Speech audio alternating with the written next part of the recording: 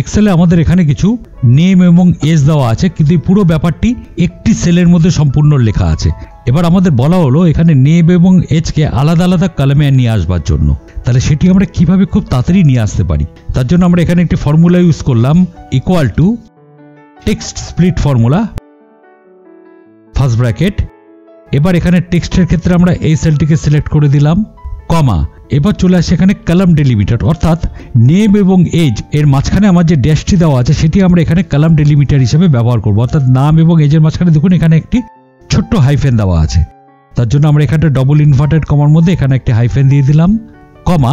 এবার আসে rho delimiter, অর্থাৎ প্রথম যে নেম এজ আবার তার পরের যে নেম এজ এর মাঝখানে যে ডিফারেন্সটি করা আছে সেটি করা আছে এখানে কমার মাধ্যম দিয়ে। অর্থাৎ এই কমাটি হলো আমার এখানে রো ডেলিমিটার। তার জন্য ডবল ইনভার্টেড কমার মধ্যে আমরা এখানে একটি দিয়ে দিলাম, কমা, ফার্স্ট ব্র্যাকেট ক্লোজ, এন্টার। তাহলে দেখুন এখানে নেম এবং এজ প্রত্যেকটি আলাদা আলাদা কলমে চলে এলো। একটা কলমে সম্পূর্ণ নামগুলি চলে এলো এবং একটা কলমে সম্পূর্ণ এজগুলি চলে এলো।